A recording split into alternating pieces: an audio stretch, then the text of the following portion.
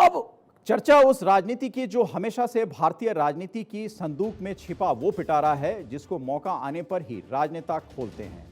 आपको याद होगा कि देश के पूर्व प्रधानमंत्री वीपी सिंह ने मंडल कमीशन पर अपना ध्यान केंद्रित कर देश की सियासत पर उस समय भूचाल लाया था, जब कमंडल की सियासत जोरों पर थी।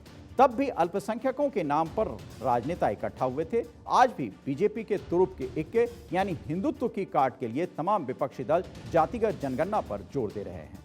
ये कितना सफल होगा इसका विश्लेषण हम करेंगे, लेकिन ये देखते हैं कि ये राजनीति कैसे चर्चा में है, इसे हम समझते हैं। देश में जाति आधारित जनगणना कराने को लेकर कांग्रेस अध्यक्ष मल्लिकार्जुन खड़गे ने आज प्रधानमंत्री नरेंद्र मोदी को चिट्ठी लिखी है, जिसमें उन्होंने देश की 2021 की जनगणना जल्द से जल्द कराने की मांग की है। खड़गे ने लिखा है कि जनगणना जाति आधारित हो, जिससे सामाजिक न्याय और सशक्तिकरण को मजबूती मिलेगी। रविवार को ही राहुल गांधी ने पीएम मोदी से 2011 की जाति आधारित जनगणना के आंकड़े सार्वजनिक करने की मांग की थी। कांग्रेस महासचिव जयराम रमेश ने सोशल मीडिया पर खड़गे की चिट्ठी को शेयर करके लिखा, अब जितनी आबादी उतना हक सभी को मिलना चाहिए। जाति आधारित जनगणना की मांग लगातार उठ रही थी, लेकिन अब विपक्ष ने इसे तेज कर दिया है। इससे पहले दिल्ली में नीतीश कुमार, तेजस्वी यादव, राहुल गांधी और मल्लिकार्जुन खड़गे की मुलाकात में इस बात को लेकर व्यापक चर्चा और सहमति बनी थी कि जातिगत जनगणना को लेकर विपक्ष एकजुट रहे। उधर बिहार में पहले ही जाति आधारित जनगणना हो रही है, जिसको 2 फेजों में किया जा रहा है। पहला फेज पूरा हो चुका है, वहीं दूसरा फेज 15 अप्रैल से शुरू हुआ है। इसके लिए जातियों के कोड भी जारी कर दिए गए हैं। 15 अप्रैल से शुरू हुए दूसरे चरण की जाति आधारित गणना में 17 कॉलम और 216 जातियों के नामों की सूची बनाई गई है। हर जाति के लिए अलग अलग कोड तय किए गए हैं। अलग अलग समुदाय के सामान्य से लेकर अनुसूचित जाति, जनजाति, पिछड़ा वर्ग की जातियों के लिए कोड होगा। इस कोड या अंक का उपयोग भविष्य की योजनाएं तैयार करने, आवेदन और अन्य रिपोर्ट में किया जा सकेगा। बिहार सरकार इसी को आधार बनाकर विकास योजनाओं को तैयार करेगी। उदाहरण के तौर पर बनिया के लिए कोड संख्या 124, बनिया जाति में सूरी, गोदक, मायरा, रोनियार, पंसारी, मोदी, कसेरा, केसरवानी, ठठेरा, कलवार, कमलापुरी वैश्य, माहुरी वैश्य, बंगी वैश्य, वैश्य पोदार, वर्णवाल, अग्रहरी वैश्य, कसोधन, गधवानिक, बाथम, वैश्य गोलदार आदि शामिल हैं। ये जातियां हैं और इनको सबको शामिल किया गया है। कुल 216 जातियों के कोड की बात करें तो 1 नंबर पर अगरिया जाति है, अन्य का कोड 216 है। 215वां कोड केवानी जाति के लिए है। कायस्थ के लिए कोड संख्या 22 का इस्तेमाल किया जाएगा, जबकि ब्राह्मणों के लिए 128 और भूमिहारों के लिए 144 नंबर है कोड का। इसी तरह अलग अलग जातियों के लिए अलग अलग कोड बनाए गए हैं। एक व्यक्ति की गणना एक ही स्थान से की जाएगी, इसमें कोई दूसरे स्थान से गणना नहीं करा सकता। अगर कोई व्यक्ति कहीं और भी रहता है तो उससे पूछकर एक जगह से ही गणना की जाएगी। यदि कोई दोहराव होगा या फिर कोई गड़बड़ी होगी तो उसे ऐप या पोर्टल पकड़ लेगा। इस तरह से दोबारा नाम जाने की संभावना खत्म हो जाएगी। बिहार के मुख्यमंत्री नीतीश कुमार ने इसको लेकर कहा है कि सर्वे पूरा होने के बाद रिपोर्ट बिहार विधानसभा में रखी जाएगी और फिर इसे सार्वजनिक किया जाएगा। उन्होंने कहा है कि हम केंद्र सरकार को भी ये बताएंगे कि यह अच्छा होगा यदि देश भर में जातिगत आधारित जनगणना की मांग वो जायज समझें और उसे कराएं। नीतीश कुमार ने कहा कि चूंकि हम पहली बार इसे कर रहे हैं, इसलिए कई अन्य राज्य भी बहुत रुचि के साथ इसे देख रहे हैं। उन्होंने कहा कि यहाँ हमारी लंबे समय से मांग हो रही थी और इसी मांग पर हम ये जनगणना करा रहे हैं। मुख्यमंत्री ने कहा कि कई राज्य भी जाति आधारित जनगणना की मांग कर रहे हैं और हमने इस मुद्दे को संसद में भी उठाया था, यानी उनकी पार्टी ने इस मुद्दे को संसद में उठाया था। सर्वेक्षण का दूसरा दौर 15 मई तक जारी रहेगा। इस दौरान लगभग 3,20,000 कर्मचारी पूरे प्रदेश में अपना काम करेंगे, जो 17 सामाजिक आर्थिक मानदंडों पर 29 मिलियन पंजीकृत परिवारों के विवरण का दस्तावेज तैयार करेगी। भारत में जातिगत जनगणना हमेशा से एक विवादास्पद मुद्दा रहा है।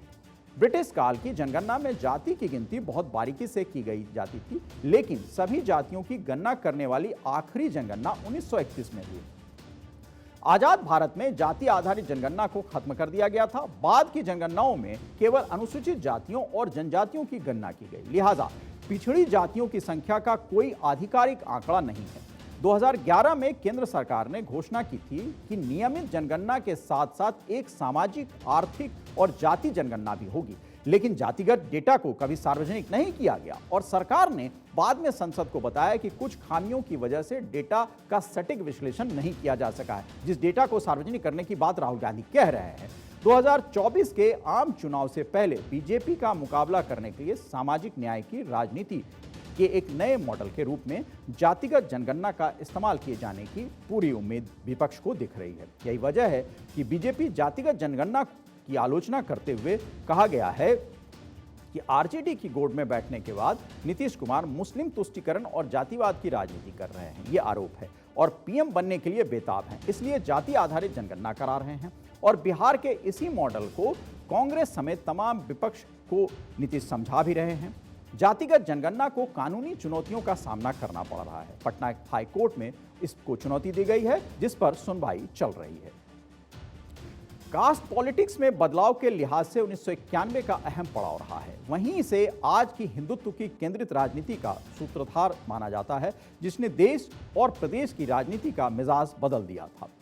राजनीति व सामाजिक परिवर्तन के लिहाज से 1991 की अहमियत को देखा जाए तो इसी दौर ने कल्याण सिंह के रूप में उत्तर प्रदेश में बीजेपी को प्रदेश में हिंदूवादी और पिछड़ी जातियों को जोड़ने वाला नेता बना दिया। वीपी सिंह को राजनीतिक वनवास दिया, मायावती को पहचान दी, तो यादव और मुस्लिम वोटों की एकजुटता से बने समीकरणों से मुलायम सिंह यादव को राजनीतिक ताकत मिली। वहीं मुलायम के अयोध्या पर सख्त रुख कि परिंदा पार पर नहीं मार सकता जैसे स्टेटमेंट से राम मंदिर आंदोलनकारियों की धार को और तेजी मिली। अयोध्या में श्री राम जन्मभूमि मंदिर स्थल पर कार सेवा को लेकर हिंदू संगठनों और तात्कालीन मुलायम सिंह सरकार के बीच संघर्ष ने देश और प्रदेश की राजनीति को हिंदुत्व बनाम धर्मनिरपेक्षता में बांट दिया था।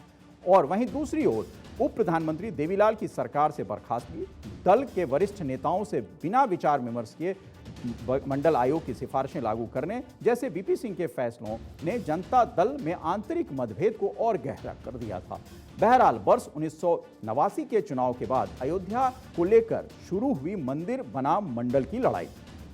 वीपी सिंह को कोई लाभ नहीं मिला, जिन्होंने मंडल आयोग की सिफारिशों को लागू कर पिछड़ों का सर्वमान्य नेता बनना चाहा। उत्तर प्रदेश में इसका सारा लाभ मुलायम सिंह उठाकर लेके चले गए। चुनाव हुआ तो मंडल और कमंडल के मुद्दे पर, लेकिन इस लड़ाई से केंद्र में कांग्रेस की वापसी हो गई। हिंदू बनाम मुस्लिम में बटे राजनीतिक समीकरणों से बीजेपी ने केंद्र में मुख्य विपक्षी दल का रुतबा हासिल कर लिया, तो वहीं यूपी में पहली बार अपने दम पर बहुमत सरकार बना ली। सियासत में बदलाव के नजरिए से वर्ष 1991 क्यों अहम है, इसे समझने के लिए उन स्थितियों और कारणों पर नजर डालना जरूरी है जिनकी वजह से लोकसभा और उत्तर प्रदेश की विधानसभा का मध्यावधि चुनाव कराना पड़ा। अयोध्या में हिंदू संगठनों ने हर हाल में कार सेवा करने का ऐलान कर रखा था। वहीं दूसरी ओर तत्कालीन मुख्यमंत्री मुलायम सिंह यादव थे, जो किसी सूरत में कार सेवा नहीं होने देना चाहते। इससे पूरे देश में माहौल गर्म हो गया था। कार सेवा में शामिल होने के लिए सोमनाथ से रवाना हुए लालकृष्ण आडवाणी के रथ को बिहार के तत्कालीन मुख्यमंत्री लालू प्रसाद यादव ने समस्तीपुर में रोक लिया। आडवाणी की गिरफ्तारी हो गई। अटल बिहारी वाजपेयी ने 26 अक्टूबर 1990 को यह खुलासा कर हड़कंप मचा दिया कि प्रधानमंत्री वीपी सिंह ने रथ यात्रा के अयोध्या पहुंचने में कोई व्यवधान नहीं डालने का उन्हें आश्वासन दिया था। उन्होंने अपना वादा तोड़ा। अटल बिहारी वाजपेयी के इस खुलासे ने जनता दल में चल रही कलह को और तेज कर दिया। एक गुट ने तो वीपी सिंह से इस्तीफा तक मांग लिया। मौके की ताक में बैठी कांग्रेस ने वीपी सिंह के अलावा किसी को भी प्रधानमंत्री बनाने पर बिना शर्त समर्थन देने की पेशकश कर दी और आखिरकार जनता दल टूट गया। चंद्रशेखर, देवीलाल, सत्यप्रकाश मालवीय, राजमंगल पांडे ने जनता दल एस नाम से एक नया दल बनाया। इसी में मुलायम सिंह यादव भी थे। वीपी सिंह बतौर प्रधानमंत्री 1 साल का कार्यकाल भी पूरा नहीं कर पाए। उनकी जगह कांग्रेस के समर्थन से चंद्रशेखर प्रधानमंत्री की कुर्सी पर बैठे। यूपी में मुलायम सिंह यादव ने कांग्रेस से समर्थन लेकर सरकार चलाई। अयोध्या में कार सेवा को लेकर अपनी सरकार की सख्ती, कार सेवकों पर गोली चलवाने के कारण मुलायम के नाम के आगे मुल्ला जैसे शब्द जुड़ चुके थे। मुलायम ने इसी से अपनी राजनीतिक ताकत बनाई और उसने ठाना कि यादव मुस्लिम समीकरण पर काम करते हुए बीजेपी का जबरदस्त विरोध करने की रणनीति कैसे अपनाई जा सकती है।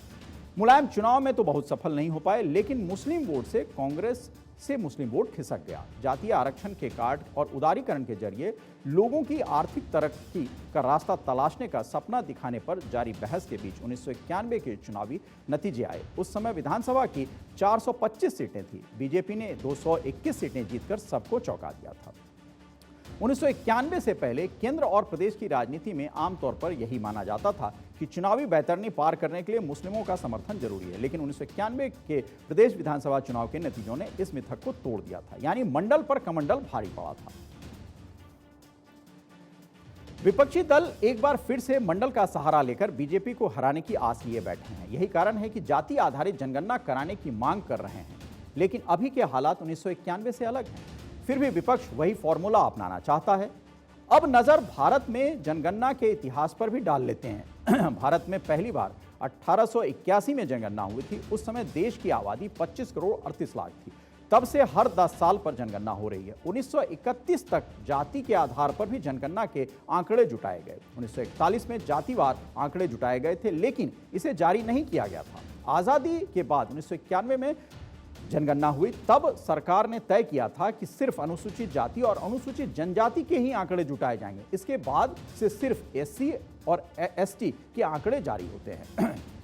1931 में आखिरी बार जातिगत जनगणना के आंकड़े जारी हुए। उस समय अलग अलग रियासतों में जातिवार आंकड़े दिए गए थे। उस समय बिहार और उड़ीसा एक रियासत थी जहां 23 से ज्यादा जातियां थी। सबसे ज्यादा ग्वाला अहीर थे, इनकी आबादी 34,55,000 से ज्यादा थी। इसके बाद 21 लाख से ज्यादा ब्राह्मण थे। वहीं करीब 9 लाख की आबादी भूमिहार ब्राह्मणों की थी। इनके अलावा 14,52,000 कुर्मी, 14,12,000 राजपूत, 12,96,000 एसटी और 12,90,000 दुसाध, 12,10,000 तेली, 10,10,000 खंडैत, 9,38,000 जुलाहा थे, 4 लाख से ज्यादा धोबी और 2 लाख से ज्यादा बनिया थे।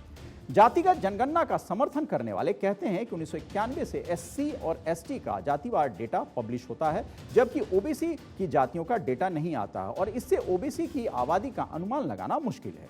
वीपी सिंह की सरकार में मंडल कमीशन की सिफारिशों को लागू कर पिछड़ों को आरक्षण दिया गया था। उसमें 1931 की जनगणना के आधार पर देश में ओबीसी की आबादी 52% होने का अनुमान लगाया गया था। जानकार मानते हैं कि देश में एससी और एसटी वर्ग को जो आरक्षण मिलता है उसका आधार भी उनकी आबादी है, लेकिन ओबीसी के आरक्षण का कोई मौजूदा आधार नहीं है। अब सवाल उठता है कि क्या केंद्र सरकार जातिगत जनगणना के समर्थन में है या नहीं।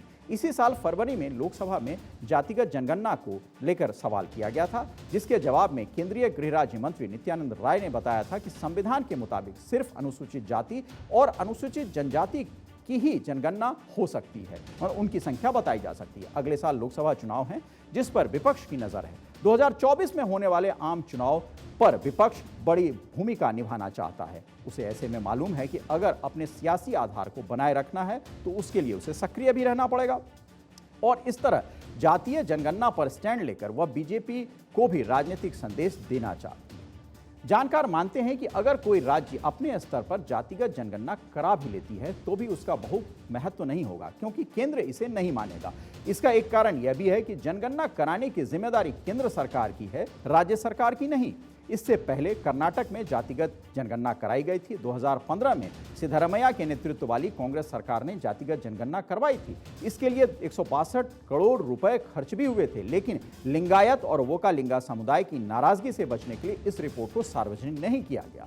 लगभग हर जनगणना से पहले इस तरह की मांग उठती है। ये मांग अक्सर उन नेताओं की ओर से उठाई जाती है जो ओबीसी के होते हैं। वहीं ऊंची जाति के नेता इस तरह की मांग का हमेशा से विरोध करते रहे। इस बार भी खड़गे, नीतीश कुमार, तेजस्वी यादव, मुकेश सहनी जैसे नेता मांग कर रहे हैं। यहां तक कि महाराष्ट्र भाजपा की नेता पंकजा मुंडे ने भी 24 जनवरी 2022 को एक ट्वीट करके इस तरह की मांग की थी। 1 अप्रैल 2022 को राष्ट्रीय पिछड़ा आयोग ने भी सरकार से 2021 की जनगणना में ओबीसी आबादी की गणना कराने की मांग की है।